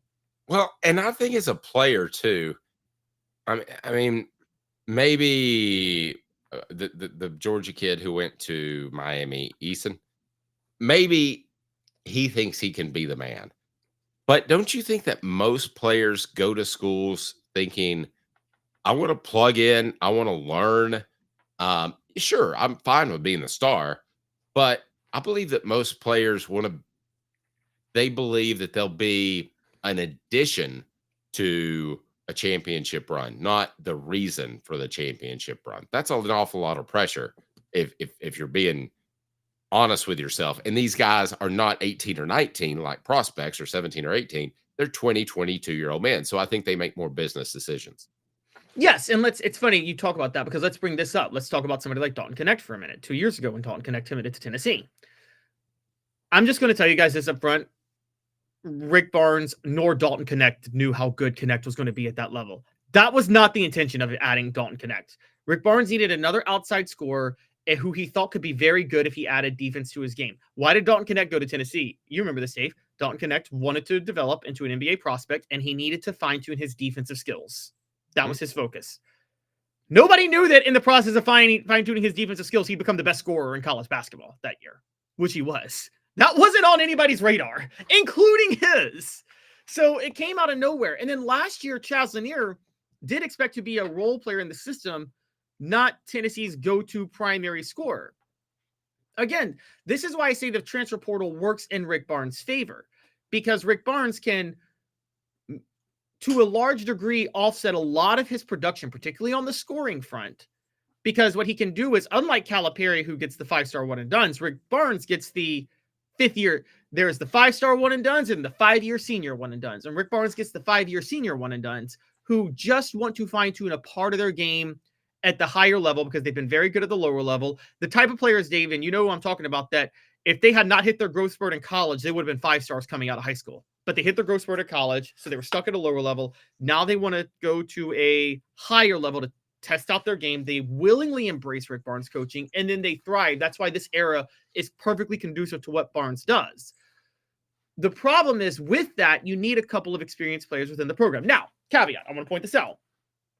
Felix Akbara is back next year. JP Estrella will be in his 3rd year in the program next year. Cade Phillips will be back next year. Maybe Bishop Boswell will develop. But there is nobody who, there's not a 4-year starting point guard on this team for next year who started 4 years under Rick Barnes. Now, all this being said, I think Rick Barnes can reload enough to get back to the NCAA tournament. But can he reload enough to go to a 3rd straight Elite 8, or is that 2 years down the road instead of just next year, is the real question. I agree with you completely. I think he reloads to the point that he can make the Sweet 16. I don't think he reloads to the point where he's a realistic threat to make the Elite 8. Yeah, or a threat to the Final Four at least, which they were this year, even though they lost in the Elite 8. I agree. I think that this is, rather than a 25-30 win team, we're probably talking a 20-25 win team. Now, here's the other factor that you have to, when you talk about Rick Barnes, and I'm almost surprised this hasn't happened yet. In this transfer portal age, there could, and maybe it happened with, who was the young man that transferred in December? Cameron Carr. Maybe it happened with him. Maybe he's just like, this whole place is too darn tough. Rick Barnes is too darn mean. His practices are too hard. You could have, as much as I think Tennessee could put together an Elite 8 run with a great transfer portal class. I don't think that's likely, but as much as I think that could happen, I think you could have a transfer portal implosion. I mean, I would agree with that, but remember, Cameron Carr was another freshman. He wasn't a freshman last year, but he committed to Tennessee as a freshman. Right. Rick Barnes goes for the veterans in the portal, the proven guys. Those guys aren't not most of the time, Dave. Those guys are going to take Rick Barnes' coaching. They are at a certain level. They have a certain level of maturity and a certain level of understanding of where they are and where their shortcomings are. One of the problems with freshmen and sophomores, a guy like Cameron Carr, I mean, let's be honest. There are the one and dones who, and I talked to you about this morning, funny enough, most one and done 5-stars, they're really resentful about the fact that they're even playing college basketball for a year. They feel like they're wasting their time. They're wasting everybody's time. They know they're going to the NBA. There's those one and done 5-stars that are right. Like Kevin Durant wasted his year in college, right? He should have gone to the NBA. He should have been able to go to the NBA immediately. Sure. There was no reason to see him play in college. Okay. Wait, he is one heck of a defender, thanks to Barnes, though. That is true. Never learned how to pass. But he is a good defender. Now, let's talk about for the 15 one and dones that shouldn't be going to college, that should just be going straight to the NBA. There's a whole swath of players, of about 150 other players, who think they're one and done caliber. And that includes Cameron Carr, I think. Yes. And they think they should be treated as a Calipari style one and done player at the college basketball level.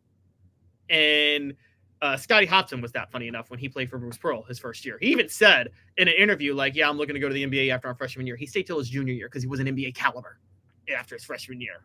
And that's a huge issue with a lot of kids that's going to hurt Rick Barnes. But if Rick Barnes goes the transfer route, I think he'll be fine. If you let and also, but the key is to have like a couple of key guys that have been in the system for 2 and 3 years that embrace everything about Rick Barnes. And yes, in terms of experienced players, and Dave Speaks brings it up, they have Phillips, Estrella, and Akpera all coming back. I agree. But the problem is they don't have any guards that are experienced in the system coming back next year. And that's a real issue. No, and isn't Zakai Ziegler worth about 3 good players with his leadership? Yes. Yes, he's worth the production of about 3 guys as a glue guy. And you've covered how many teams have you covered? Let's just think football too, Dave, where they return a ton of talent, but there's like kind of a glue guy that holds it together that you just can't measure how important he is, and his intangibles are so important, and losing him, just there's a massive drop off that you didn't expect. Well, I mean, Al Wilson was really good, so it's probably unfair to put him in that conversation because he was a really good player as well. Right. So I'm having. What about Michael Munoz with the offensive line in 2005? Remember 2004 was Michael Munoz last year. Michael Munoz wasn't like the most like physically gifted towards the end, but he did seem like an anchor that was a really good leader for that unit, wasn't he? Yeah. I mean, I'll give you one that's kind of out of left field. How about Ron Slay? I thought he kept that team loose, but I don't think he was the best player on that team necessarily. Oh, yeah. No, that's true. But see, Ron Slay didn't leave. Remember, Ron Slay was there through two Buzz Peterson years, too, where he was the best player on the team his last year. Right, but are you saying I don't understand the I'm question. talking about a player who was the leader of a team that wasn't necessarily the best player on the team, but the year after he left, there was a massive drop-off that you didn't expect because that losing that player cost you a certain intangible you couldn't really factor in. Okay, so let me ask you this. Given the losses, and I would like to make this a poll question, given the losses and Rick Barnes' ability to bring in transfer portal classes and players that have big impacts, I said, can Rick Barnes rebuild in a year with the transfer portal? Yes, he's got it, 77% of the vote. No, it takes more than a year, 23% of the vote. So that being said, let's take it a step further. Given the losses, is it fair for Tennessee fans to expect tournament, 1 win, Sweet 16, Elite 8 or more? Because I think expecting Elite 8 or more after what they're going to lose is asking a whole awful lot. The show represented by Banks & Jones, Tennessee's trial attorney, banksandjones.com. Give me 2 minutes on the program, and we're going to get to, we still got the stat of the day going, don't we? We do. Yeah, we do. if I can just get the element to work, right? So we'll have the stat of the day coming up. Also, we will get into, should Nico Iamaleava have more design runs called for him? That's pure idiocy. Kim Caldwell gets a raise and deserves it. Also, she's now suddenly a top 10 paid coach. That may be a little high. The show represented by Banks & Jones, Tennessee's trial attorney, banksandjones.com. Please click that thumbs up button. We really appreciate it. The like button as well. Stay tuned. 2 minutes off Look Sports. It's a new year, a new day, and Ted Russell Lincoln has an exciting new offer to share. Right now, get a 2024 Lincoln Navigator with 0% APR for 72 months and up to $4,000 in bonus cash. Or drive away in a new 2024 Lincoln Corsair Grand Touring with 0% APR for 60 months and up to $4,500 in bonus cash. It's time to get excited about the ride. Come and see what a luxury car experience truly is at Ted Russell Lincoln Knoxville. Now in its 45th year, the second and third generations continue Joe Newbert's commitment. His vision of what this business needed to be, we're still trying to live up to that. Joe Newbert Collision Center. Having been in the jewelry industry for a long time in the Knoxville community, I saw a need for a jeweler, a real jeweler. Our ability to do these designs has really been based on the customers bringing new things in and challenging us as a store. Our goal is not to tell anybody what they want. Our goal is to listen to what they want and then help them get there. Schedule your consultation today to get your special someone the perfect custom gift just in time for the holidays. Hi, Mike Davis here with City Heating and Air, reminding you to always dare to compare. Our team provides quality local heating and air service, installation, and maintenance across East Tennessee. We use only the best equipment like American Standard heating and air conditioning for your residential, new construction, or commercial needs. Honesty, dependability, and customer satisfaction have been the cornerstones of our business since 1961. City Heat and Air. Dare to compare. Double D Piping provides full-service fire protection on any scale. From residential homes to government facilities, we can assist any customer through design, fabrication, installation, inspection, and demonstration of fire suppression systems. With 30 years of service across 5 states and a full staff with over 40 years experience, our quality can't be beat. Don't get caught watching what you could have prevented. Call Double D Piping, the absolute best in fire. And here we go. This was a huge waste of time, like bringing a married guy to Vegas. Then there's this guy, the Dave Hooker Show with Caleb Calhoun. Represented by T. Scott Jones, banksandjones.com, Tennessee's trial attorney. From the Ted Russell Ford Lincoln Studio, East Tennessee's #1 volume and customer service dealer, Ted Russell Ford and TedRussellLincoln.net. Now to the Dave Hooker Show on Off the Hook Sports. All right, so I love our message board. Provide great insight. So, you've got a couple of people already that you think that are quite possibly going to be Vols. So I got Greg Jones down. I got Adam Clark. So we'll do some research on those guys and bring you some knowledge tomorrow, and I'll make some phone calls and see where they stand. Well, and Gillespie, a point guard from Maryland. Excuse me. Yeah, Jacoby Gillespie. And look, I have to point this out. I'm not saying Tennessee can't replace a lot of production from last year and be very, very good. They just did it the previous year. And I told you guys, did I not say last year, Dave, don't freak out. Tennessee is not losing, can replace Dalton Connect. They'll be fine. It's not hard to replace extremely talented guys. It's hard to replace experience within the system. And Tennessee loses a lot more of that this year than they lost last year. They got really nobody they can replace on that front that is a start. Outside of Akpera, there's no 3-year starter. They have, well, and Akpera's not a 3-year starter. They have no 3-year starter coming back. And like that type of intangible is very irreplaceable, regardless of what type of coach you are or what system you run. David says, speaking of guard play, we average 15 assists a game. We lose 14 assists per game. That's 93%. I kind of sort of knew that, but David, when you put it in print, it looks pretty ugly. Yeah. Yeah. It's, I mean, that does not. You know what it reminds me? And just to give you guys a quick example, you remember when the Chris Lofton era came to an end, right? Which was Tennessee lost Chris Lofton and Juwan Smith, right? Mm-hmm. They have a top 10 recruiting class next year, headlined by 5-star Scotty Hobson, who I just mentioned earlier.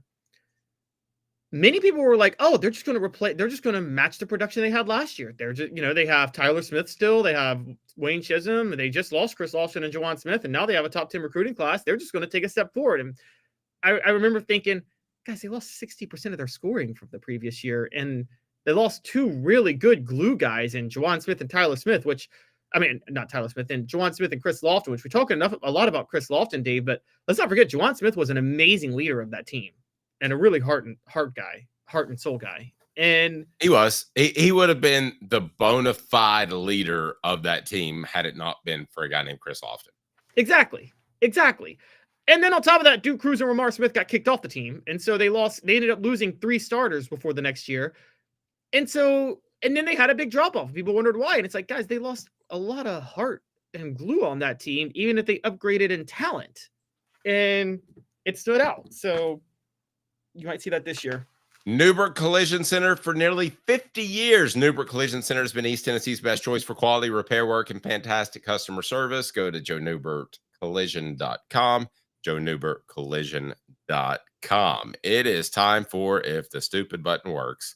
Stat of the day right now. Stat of the day is brought to you by our good friends at we already talked about City Heating and Air Conditioning. They're our good friends. We talked about we're going to talk about Commercial Bank here in a second. So my goodness, let's go. Brought to you by Sports Treasures, carrying over 5 million sports treasures and so much more. Follow on Facebook for the best sports memorabilia, daily updates. All you got to do is go to facebook.com and follow them in Sports Treasures. It doesn't get easier than that. Stat of the day.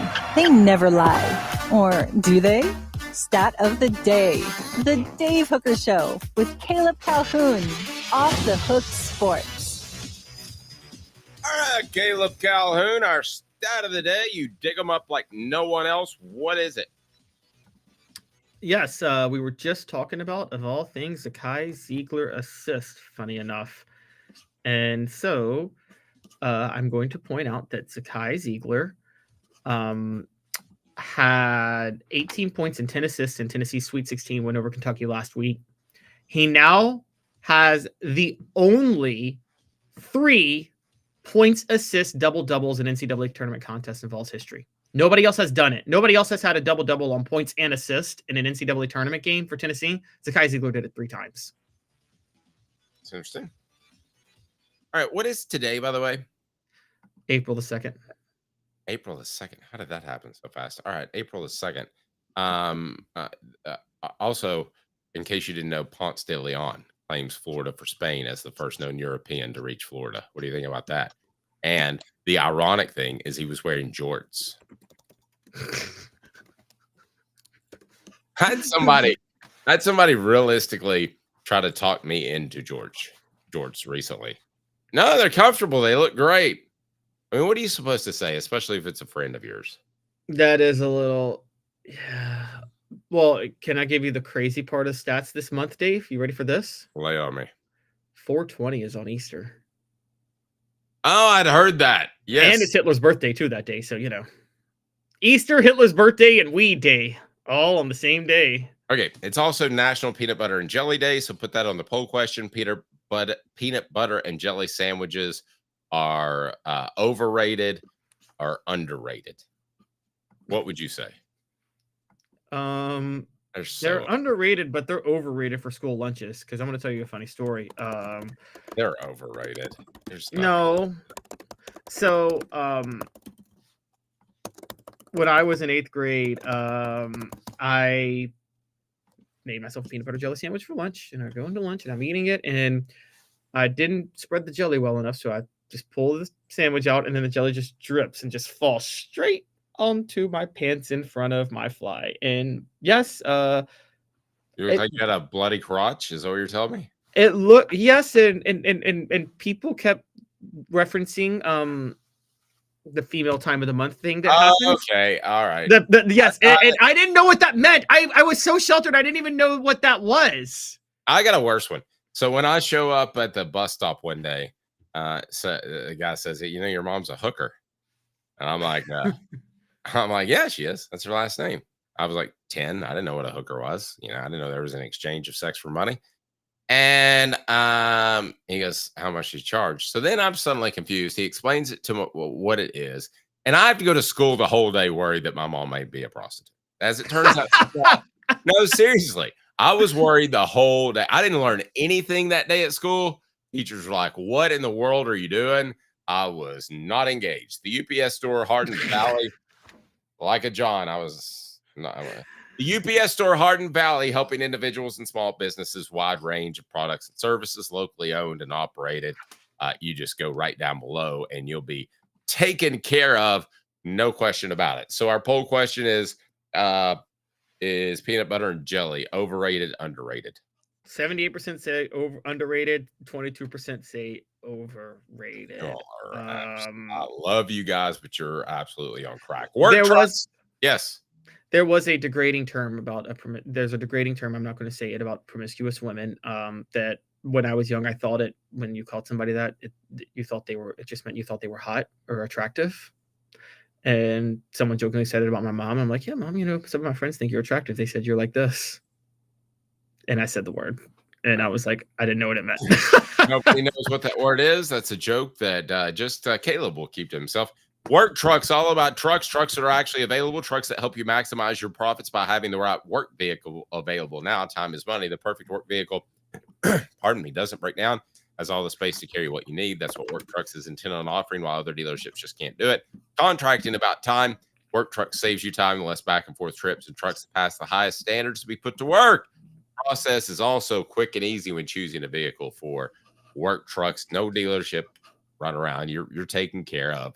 They can absolutely get you anything special like cranes or dump trucks. If you're a contractor, you need to know Work Trucks. Work Trucks is on Clinton Highway in Knoxville.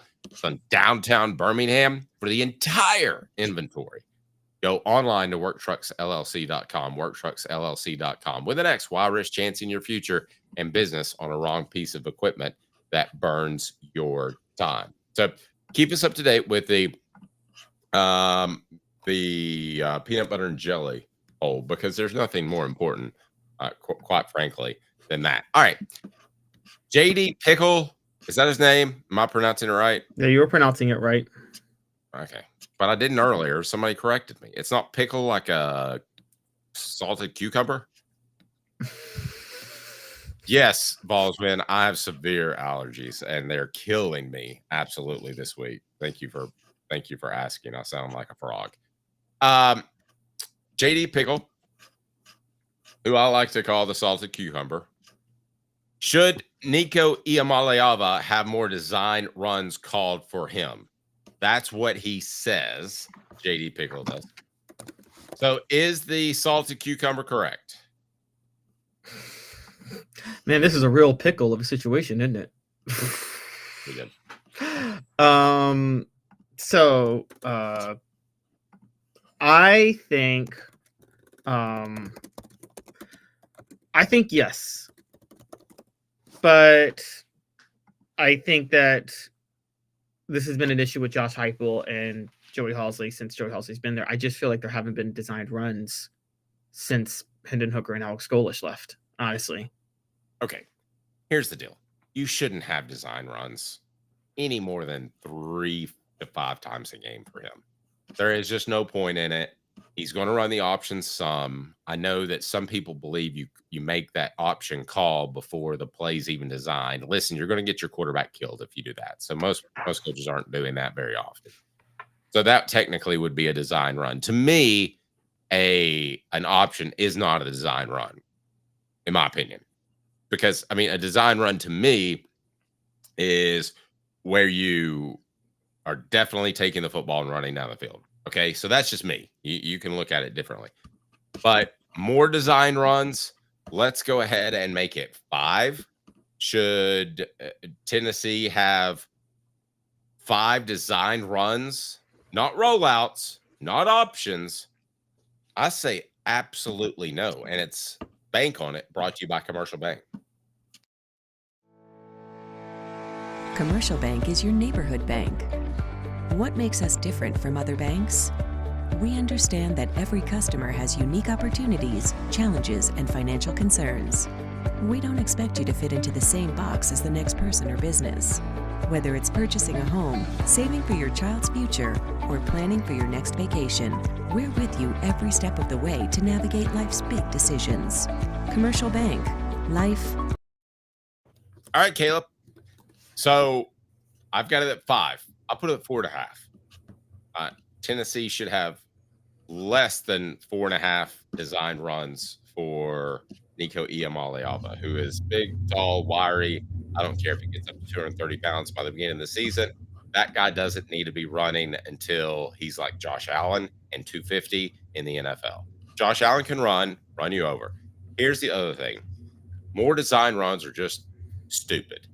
Unless you're the Philadelphia Eagles and you've got a guy and that's what he needs to do and you're advancing and that's great. Love Jalen Hurts. I love the story he's become. I really enjoy that brand of football too. But 99 times out of 100, you're never going to get me to adhere to any sort of notion that quarterbacks need more contact. They don't. They need less. All right, so let me give the quote JD Pickle said, and then you tell me what you think. So here's what JD Pickle said, quote, "Some intel that I got around Nico, though, in terms of how they could use him in 2025, I was told there may be a chance they do a little more quarterback design run game with him, which makes what I said a second ago about him adding some size more relevant. It helps him settle in and get into the flow of the game," unquote. Okay, so some of that in the first quarter is fine, but I'm going to go back to what Steve said. More RPOs. I'm fine with more RPOs. That to me is not a design run. Do you consider that a design run? No, I don't consider RPOs a design run. I think, and to be fair to Joey Halzle and Josh Heupel, I think this is what held Joe Milton back, which should have done more. He should have done more runs. He seemed to not want to keep it and run on an RPO. Is that fair to say? The way he should have. And had he done more of that, maybe he would have been a more elite quarterback. Well, he didn't process, and he didn't process in pass coverage. He didn't process reading the defensive end. He just didn't process. He did the wrong thing half the time. Yes. I think they need to. I actually do think they should do, but I do think I actually disagree. I think they should do at least 5 design runs for Nico, but I think there's some development required that I don't think is going to be there. Meaning, Nico's feet seem a little slow, don't they, when he moves? Is it because of how tall he is and he looks lanky, or is it like? It doesn't seem like he's not a long strider. His feet stay together closely, and it's probably because he's been tutored in 2 sports. One of which is football. You want to keep your feet shoulder width apart when you're throwing the football. And let's not forget volleyball. I mean, volleyball, you don't want to have a wide stance. You want to be able to jump and explode. I mean, if you look at how they start to how they finish, their feet, and God knows I've watched a lot of women's volleyball. But if you look at how their feet are structured, they don't want. I mean, it's the same thing as a squat. You know, and when you squat, you don't want your feet too far apart, or you're going to lose your power. So I think he's been coached to have his feet together. So I don't think his feet are slow. I think he's got a little bit of Casey Clausen. The more I watch the guy, the more he reminds me of Casey Clausen. I think he's got a little bit of his shoes tied together. Okay, so and I agree, and that's kind of, and I didn't know if that's a form thing, like a type of form that you could correct, because like to bring it up before, like we've talked about this, and but like you told I've kind of come to your side on this, but you know when the Peyton Manning feet jabbing thing, that was David Cutcliffe coaching him to do that, right? He learned to do that from David Cutcliffe, the quick feet jabbing thing that carried him through the NFL.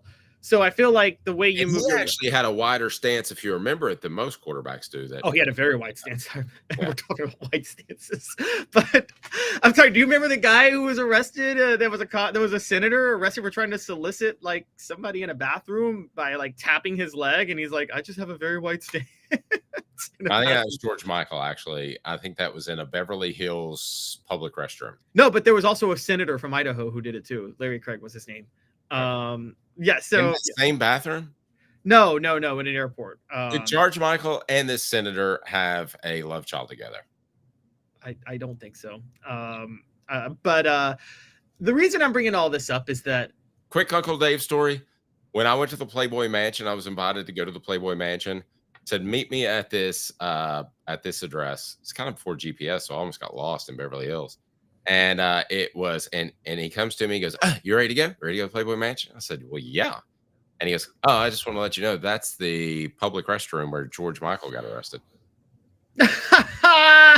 Like, well, I'm glad I didn't go in there because I don't think that was a one-time thing for George. Oh, you don't, do you? No, I have faith that that's not the case. That's very interesting. I think he had freedom to meet men there. That's fine if you want to meet men. Well, this dude actually got arrested for doing it. So the one I was talking about. So, anyways, long story short, with that is, I think you could coach Nico to move quicker with his feet in the pocket, and if you coach that, you could probably have him do more designed runs with him, because I think not having the design runs is at least 5 is kind of a loss in a game. And Dave, look at what he did against Ohio State. Like yes, you may not want to see that a lot, but like he did show he can do it and that he has a little bit of moxie to doing it, and he's got toughness to him. So I actually think that it's not a bad idea if Tennessee does it. Huh. What's the Bohemian Grove? Somebody asked me if I've been to the Bohemian Grove. What is that? I have no idea, actually. I've been to the Grove. I don't know, but the Playboy Mansion does it doesn't have a foot section. So it's the Playboy. The Bohemian Grove is a private gentleman's club founded in 1878. So that anything to do with Playboy? I don't think so. Yeah. It's probably just where rich men go to find some hookers. High class. Maybe my mom wasn't there, but it's interesting that they have flamingos and little monkeys. How much would you be? How expensive would you be as a hooker? I don't know, 85 cents. Depends what they look like, I guess. I mean, that's the really troublesome thing.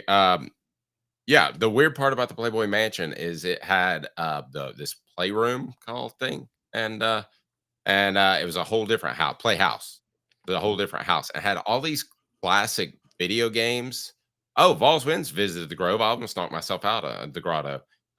It has video games, which I thought was cool, but then it has the cushioned floor and let's just say lotion everywhere. So that if you feel as if you need to just drop down right there and not find a piece of furniture, you can just go at it on the floor. Okay. Is that overthinking it just a little bit? Significantly so. Significantly so. All right. Yes. So let's talk about Nico last year. Let's look at Nico's stats from last year. And I do believe there's something. My 3 to 4 Nico runs would all be in the first half to get probably first quarter to get him comfortable in the game. Now, short of that, Caleb, I'm not going to be running him a lot. And let's not forget his biggest gaffe came when he had the ball in his hands and ran out of bounds with no time left against Arkansas. Yes, that was a huge gaffe. The bigger gaffe was before then when he fumbled the ball trying to throw it. It felt like he was scared of the moment. But I've changed a lot of my feeling on that to a certain degree because I do think Nico, he showed a lot of moxie against Ohio State at least. I thought he just kept continuing to get better. And I don't blame him for any of his shortcomings last year. I blame the offensive tackles and Tennessee's coaching staff for not being ready. Oh, I totally agree with you on that. Totally agree with you on that. So look, taking all that into account, I think here's where this is a big deal. I think we both agree that the tackles will be better this year than the guards, right? Just because the guards have some learning to do in the system. On RPOs, when the quarterback takes off, that is where they go around the tackles, right? Yes. You got to do some of that just to make the run game the vertical rushing attack easier on the guards in this game, this season, because I think the guards are going to have trouble with the vertical rushing attack because they got a lot to figure out. And so I think that's why you have to have Nico run more. As far as rushing wise, I'm trying to pull that up right now. Maybe you can help me because it's got his passing stats. It doesn't have his rushing stats. And Nico, to me, does not have to accumulate 800 to 1,000 yards. If he's able to accumulate 300 or 400 key yards, maybe you can help me with that, Caleb, because I'm having all kinds of trouble. I can pull up Nico's stats. All right. So let's look at last year. And David said, "How did you tell your wife that you were going?" I took her. She got to jump on. George Michael. Yes, is getting referenced a lot. She got to jump on. You remember the Man Show? Who remembers the Man Show out there? I know the Man Show. Yeah, Joe Rogan was on it. Funny enough, back in the day. Yeah, and at the end of it, what did they do? They had girls jumping on trampolines. My wife at the time jumped on that trampoline. It was pretty cool, I thought. Didn't have pictures because it was a little bit before cell phones when we take every picture of. What did you get to? When did you get to jump on a tramp? I didn't get to jump on it. But that was during the three blondes who what was that show called about the Playboy Mansion? Can anybody help me with that? And they were supposed to come out and see us and didn't. I don't know. Yeah, maybe you got me on that one. Sorry. You don't remember the Playboy show? Who remembers the Playboy show? The Playboy show where they would I never watched it. I don't blame you. It was 3 chicks though that like to be basically prostitutes for one Hugh Hefner, and I guess it worked out for them. Now, a couple things I want to get into before we move on. Let's get an update on peanut butter and jelly. Overrated, underrated. Overrated 37%, underrated 63%. Kendra was the one who was supposed to come out and talk to us, and she didn't. The other two, I guess, were busy. Let's get to 4 downs now. 4 downs brought to you by our fantastic friends at, of course, brought to you by Rick Terry Jewelry Design. They want to be your jeweler looking for affordable game day jewelry, a Tennessee tradition. Rick Terry jewelry.com. 4 Downs is now, if I can find the right button on my cold medicine. Here we go. Come on, guys, it's game time. 4 downs. Can you count? 4 downs. 1, 2, 3, 4. The Dave Hooker Show with Caleb Calhoun. Represented by T. Scott Jones. BanksandJones.com. Tennessee's trial attorney. From the Ted Russell Ford Lincoln Studio, East Tennessee's #1 volume and customer service dealer. Ted Russell Ford and TedRussellLincoln.net. Now to the Dave Hooker Show on Off the Hook Sports. All right, Caleb. Kim Caldwell just got paid. How much did she get paid?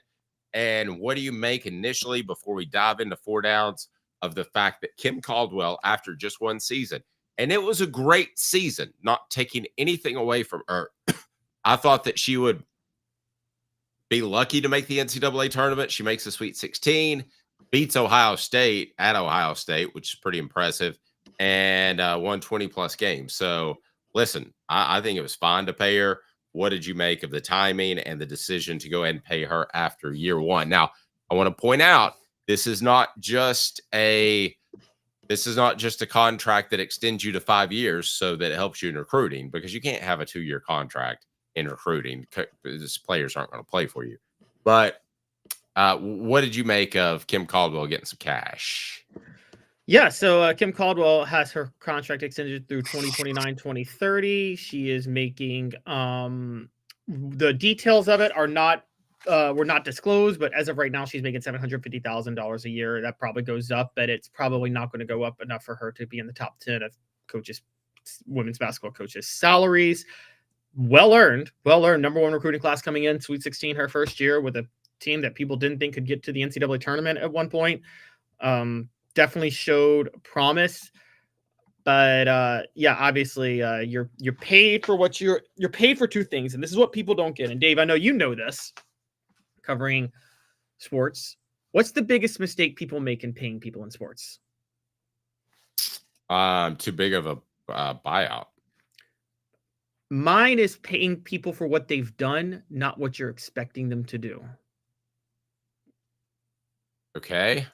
And here's my argument on that. How many players have you seen get big contracts because they balled out for a few years, but like they're on the back end now of their career, and you're like, they're not going to match that production. You're paying them for what they've done, but what you should be paying them is for what you expect them to do. It's like an investment in a stock, right? You don't invest in stock because of how valuable it is. You invest in stock because of how valuable you think it's going to be, right? So it's the same with players and coaches. Kim Caldwell, this is giving her an extension and a good pay raise, I think to a certain degree is an investment, because I don't think anybody expects this, just the Sweet 16 and getting bounced out to be the standard for Tennessee Lady Vols basketball. But they do think that this is a sign that this program is drastically on the rise. So you might as well go ahead and pay her now because of what you think she can do in the future. Okay. So I think we would all agree, before we get to 4 downs, that Dawn Staley should be the highest paid coach. She's got a contract worth $25 million. That's pretty good. And she got a $4 million signing bonus. So over the course of 5 years, I've got her making right at $5 million if you want to backload the signing bonus, however you want to do it. Now, according to USA Today, she's making $3.1 million. Now, I want to remind you, these numbers are a year old. Okay, so they're going to go up. Who do you think is the highest paid coach in women's basketball?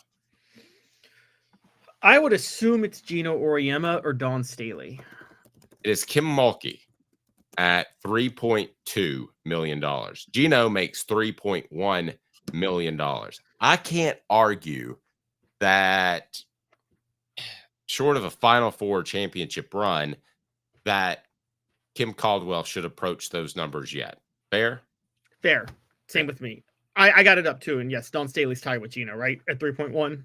Yes. Now, going just a little bit below that, Vic Schaefer gets 2.3 at Texas. Texas is a unique situation. They've got more money than God. Okay, so if they want to pay a women's basketball coach to hang out, he's a solid coach. Don't get me wrong. Yeah, and despite no national champions, Vic Schaefer is a regular Final Four contender, whether it be Texas or Mississippi State, every year.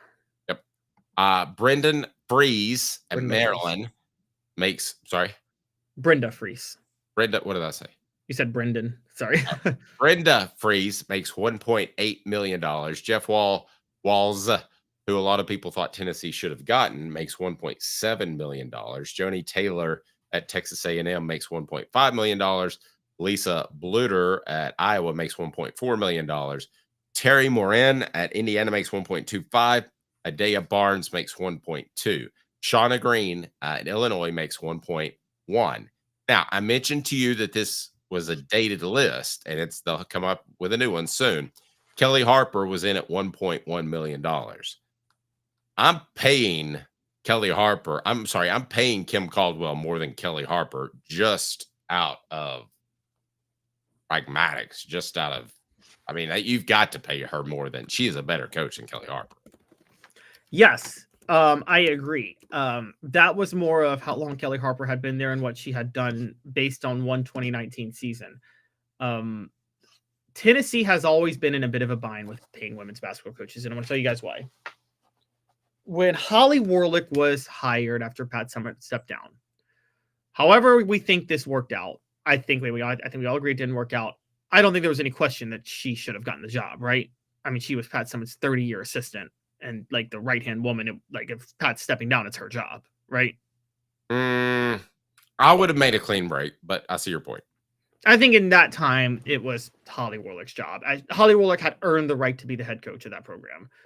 Now, one of the problems with that was that there was never, I'm just going to say this, in any sport, there's never been a more qualified assistant coach in history to be a head coach than Holly Warlick after Pat Summitt stepped down.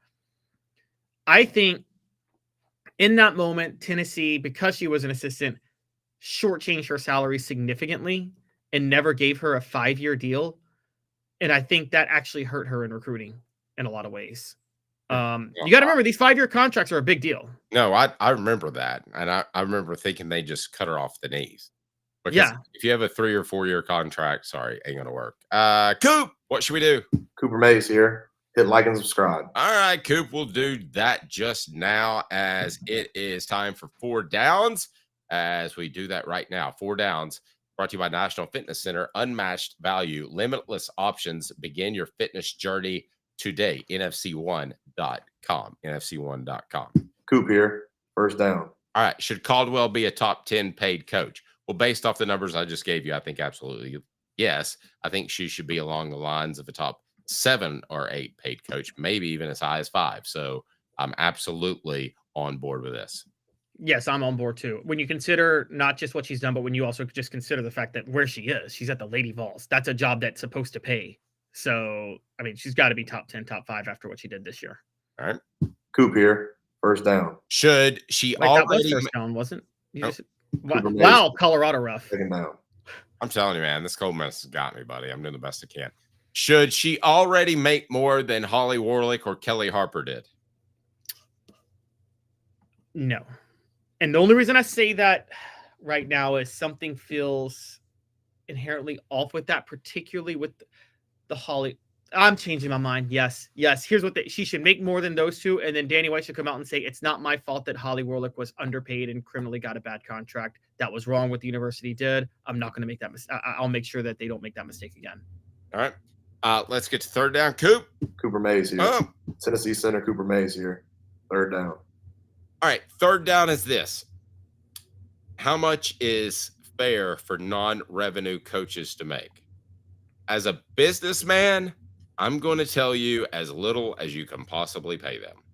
However, I have a lot of respect for the exposure they bring to a football program. I'll never forget Terry Fair telling me he didn't know anything about Tennessee till he saw the Lady Vols, and then he was all in. And he loved Tennessee from that point forward. So I think the exposure that it brings your program is huge. Am I a big women's basketball fan? No, I'm not. Nothing personal. I just have too much to do right now with my life.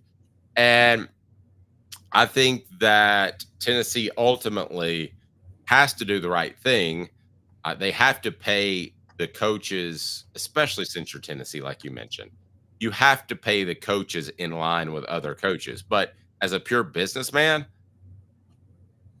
non-revenue sports coaches shouldn't make a lot of money, in my opinion. I mean, let me ask you this. Would you rather throw, let's say she gets up to 1.25. Can we say that just for fun? Yeah. Okay. Would you rather spend 1.25 on a basketball coach that is going to make you competitive and get you into the Sweet 16, or would you rather pay $250,000 on a coach that's just going to do the darn best they can and $1 million to make Mike Matthews happy? No, if the options are those two, I think you go with the former. And because I think even if you lose out on Mike Matthews, I don't think one football player can ever be a make or break for the program at the entire expense of the women's basketball program. I get your point, but Dave, this is where I get you think from a business side, and I totally understand that. I think being a sports owner or an athletic director is more than just the bottom line, though. It's not like you're the CEO of a business at that point, which is you're just trying to maximize value for your shareholders. The athletic director is, I mean, Dave, think about it. They solicit a lot of money from donors and things like that. Part of that is people want to win in these sports, and whatever else you want to say, people want to win in women's basketball. They really care about it. So I think you got to keep them reasonably competitive. That doesn't mean the business side's not a factor at it, but I think you can't just think straight bottom line the way you could if you were the CEO of Walmart. By the way, Steve sounds like my mom. My mom's pushing Flonase on me. No, he said I had bad allergies for 10 years, started using Flonase. Okay, so I guess I'll do that. Really helped me. All right, I'll listen to you, but I'm not listening to my mom. Steve says, by the way, that the non-revenue coaches should make $5 an hour. That's below minimum wage, but okay. Yeah, sure. That would be illegal. I think he's joking a little bit. Not really. If you sign him up. But you can't just think, again, bottom line is not the only way you can think with sports programs at a public university that gives out scholarships where they bleed money in so many different areas because they're giving out scholarships. You're thinking along so many other lines. Again, you're not the CEO of Walmart. You're not just thinking, let's make this profitable. I mean, not everything is supposed to just be run like a business. So, I mean, I get the business side and you would think that, but like an athletic director of a sports program has a different job than to just generate revenue and than to just think about bottom line. And, you know, we talked about athletic budgets earlier, Dave. I mean, we can just go back to the revenues and expenses real quick. Ohio State, their overall profits last year were 26 million, and I believe Alabama's overall profits were but many of the schools, their total revenue, their expenses, their profits weren't huge, even if the revenue was, but they'd still take that because they got national titles here or Final Fours here or things like that here. I mean, Florida has a $16 million profit, but they're in the Final Four in basketball. I think they'll take that over. Would you rather have, put it this way, would you rather have a $5 million profit and no success in the revenue in the non-revenue sports, or a $2 million profit and success in the non-revenue sports when you still have enough to cover all your bills and bases as an athletic director? Again, I love the publicity of it. If I'm being a businessman, I'm not going to pay that much, but I love the publicity of it. I believe basically when you stroke a check to whoever the women's basketball coach may be, you need to keep in mind that you're also buying advertising time. I mean, that's what, and also you need to keep in mind just that you're making your alumni happy that you're winning in that sport. I mean, that's part of your job as athletic director is twofold. It's not just to generate the revenue; it's to make people happy with the wins. All right, last down, Coop. All SEC center Cooper Mays here. 4th down. All right, 4th down is this. What is Caldwell's ceiling in terms of pay? Caleb, this is an impossible question. I appreciate you for writing it, but she's going, I believe, to make a Final Four or 2, maybe win a national championship. She's going to be up in whatever the range may be, but that could be 5 years from now. And Don Staley may be making $6, $7, or $8 million a year. I believe if she has this success, that I believe she will, and everybody's giving me all kinds of great suggestions on how to get over this sinus infection cold. And I appreciate you. And I will go back and look at every message. But I don't know what that number is going to be. That could be $6 or $7 million. Football coaches might be making $20 million in 5 years. I mean, the numbers have gone wacko jacko, and they're not stopping. So, okay, unadjusted for inflation. Okay, I think she should be in the. I think she should eventually be in the top 3 paid coaches because I think she'll have that much success. If I'm wrong, then absolutely not. But Okay, I think I'm going to be right. Let me side with you from the previous one and pull a Danny White, because I think this is why Danny White hired her to begin with, because she was, let's call it what it is, she was cheap. Even though she's a good hire. I think her ceiling, I think Danny White does think winning, but you do have to think business somewhat. It is a factor, meaning her ceiling is she could make, in this market, $2 million. I don't think they're going to throw the $3 million range at her. I think once you start throwing the $3 million range, the way they did with Gino Iamaleava and Dawn Staley, you just can't do that for a non-revenue sport.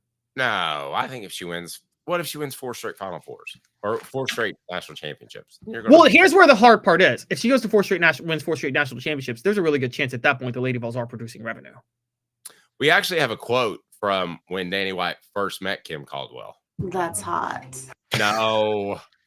No, he didn't say that. Please, come on. All right, so I'm gonna go drink half of onion and clove or garlic. Yeah, Timothy, you're as bad as I am. That's hot. I'll tell you one thing though. I mean, other than Dawn Staley, who would you rather have just as a public perception person? I'm not talking about looks, but Kim Mulkey's crazy. Gino Iamaleava's past his prime. I mean, other than Dawn Staley, maybe the Walls guy at Louisville. I mean, who would you really rather have as the face of your program? I'm not just talking about good looking or not, but she represents the program well, and she calls out her players, which I love. I think Josh Heupel should call her about that and say, hey, how do you do that without pissing them off? Because yeah, that's very true. I mean, she does it. I mean, yeah, the Arkansas game, to not call out Nico in the last drive, and you pointed out one play, I pointed out another. I thought it was weak sauce. And you know what's funny is she maybe Kim Caldwell gets that from Rick Barnes, because Rick Barnes calls out his players all the time. You ever notice that? And 24/7. They buy into him. I'm going back to Sevier Heights Church. He hasn't been there. The team, he takes a lot of his teammates, and I'm kind of wondering if Rick Barnes, when they pass out the tithe bowl, if he might just be like, "That's all you're giving." I'm kind of wondering. I mean, I think he demands stuff from his players all the time, which is why I don't have a problem with him doing it at press conferences. Just as long as you're saying the same thing privately, right? Right. No, I agree. I think Rick Barnes. The flip side of that, real quick, is Philip Fulmer wouldn't criticize his players outside the practice field when you're coaching everybody, and you really don't know if you're getting criticized or not. But he would come lambast them, knowing that we'd write it in the paper, and the next day they would have the best practice ever. Whatever group it was, whether it was offensive line, whoever he called out, the next day, man.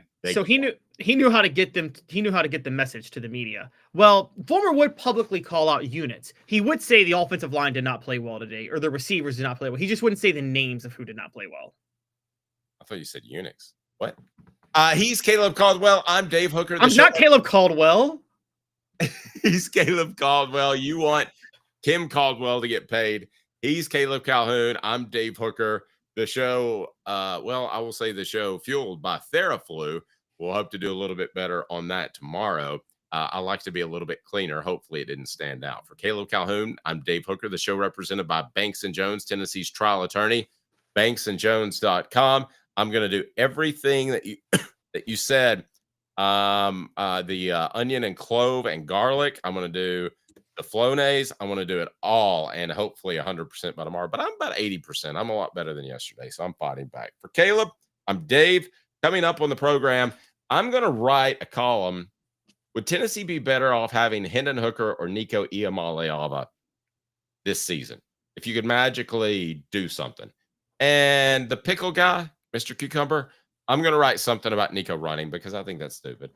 And also coming up later on the program is we'll have many more columns from the one, the only Caleb Calhoun. The show represented by Banks & Jones, Tennessee's trial attorney, banksandjones.com. And I'll remind you that we broadcast live from the Ted Russell Ford Lincoln Studios. Incredible deals.